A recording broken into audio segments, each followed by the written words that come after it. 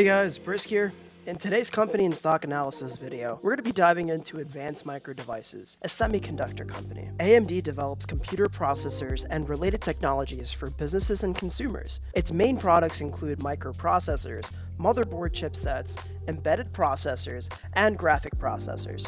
The semiconductor industry is quite bullish. Look for AMD to take advantage of the market conditions and to expand rapidly. AMD's top-of-the-line product is the AMD Ryzen 5000 series desktop processor. The website categorizes AMD into a couple of different categories, including processors, graphics, gaming, and their shop. The best thing about the semiconductor industry is that it has so much room to grow in the years to come. Now let's take a look at AMD on the yearly basis. The first thing you want to do is get some key price levels. You know the deal. Get the absolute top over here, the absolute bottom over here, and some key levels in between. Once you've got your key consolidation range, it's time to determine exactly what's happening with the AMD stock. As you can see, after a period of repeated downtrend, we can see a reversal in the bearish trend to a now more bullish one. You want to get the trend line over here, just to see whether or not it will break above or below. If it breaks below this trend line at any point, it should turn bearish. However, also keep in mind that you have the support and resistance of some of these levels that you've drawn here before. On the chart, I have the 50-day moving average and the 200-day moving average. These moving averages, when they cross, converge, and diverge, will indicate to the individual whether or not the stock is bullish or bearish. Now looking at the MACD, the moving average convergence divergence indicator, it looks like the stock is turning bearish, as this blue line over here has crossed over the cream line. This could be an indication for more losses to come. However, it's very important to actually understand your fundamentals and technicals. Zooming into a closer time frame, we can see how AMD is operating on a closer basis. Looking at the volume history, you can see that the bearish volume is starting to pick up. In terms of momentum, you can see that there's upwards momentum over here, followed by a plateau, then downwards momentum. I'll be looking for AMD to finally plateau with its bearish momentum to pick up a little bit more. Here is where my entry point would be if I were investing in it. Then it's all up to you to actually figure out when the confirmation happens and when the support and resistance levels hold or don't hold. AMD is a solid company financially, so let's take a look at the financials. Looking at the intraday market cap, you can see that it's around $100 billion, which is an increase from previous quarters. However, due to the chip shortage between December 31st, 2020 and now, the intraday market cap is down around $7 billion.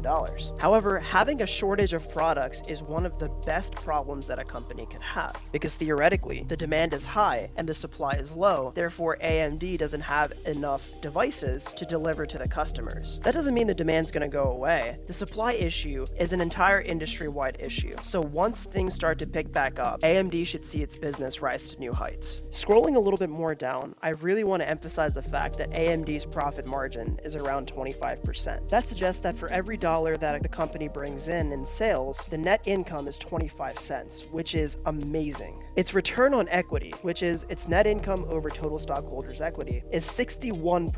Scrolling down to the income statement, you can see that AMD's revenue is around $11.42 billion, and its net income is around $3 billion. That's where you get your profit margin over here. Its quarterly revenue growth rate is a whopping 92.9%, suggesting that AMD still has so much room to grow. Diluted earnings per share are around $2.38, so that suggests that for every share that AMD has outstanding, it's making around $2.38. This is another figure to note, the 242% quarterly earnings growth. Currently, year over year, AMD is supplementing this figure. However, as AMD grows in market cap, this earnings growth will taper off. However, given the high nature of this value and how strong the company is financially, there is still lots of potential to grow. Scrolling down to the balance sheet, you can see that AMD has a whopping $3 billion in cash. Its debt-to-equity ratio is around an 8.51, suggesting that the company doesn't take on as much financial risk. This debt-to-equity ratio is okay because the current ratio is around 2.51, suggesting that AMD's assets outweigh its liabilities by 2.51 times. This 2.51 figure supplements the total debt-to-equity ratio because it suggests that the liabilities that AMD has, they have the assets to take care of it. Another figure that I really like to see is the fact that AMD has around 1.22 billion shares outstanding.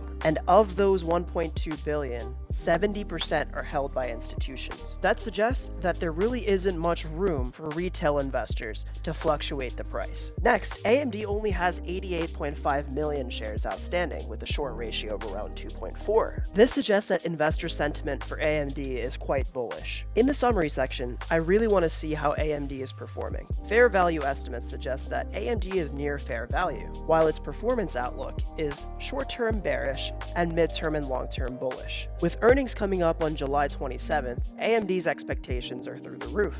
If it's able to demolish these earnings, then AMD's stock price should go through the roof. However, if it's not able to meet up to expectations, expect a drop. In the month of July, 31 analysts believe that AMD is a strong hold. However, I tend to side with the 6 analysts who believe that AMD is a buy. Price targets for AMD range from 104.79 to 169.70. My price target for AMD would be a cool 150. Scrolling down to the institutional holders, you can see that the Vanguard Group owns around 8% of the shares out, followed by BlackRock and State Street. All in all, the semiconductor industry is an industry that is expected to grow quite exponentially. The fact that AMD is at the forefront of this industry suggests really great things for the stock in the future. Thank you guys so much for watching. Leave a like if you enjoyed, subscribe if you're new, don't forget to ring those bells. I'll see you guys in the next video. Brisk out.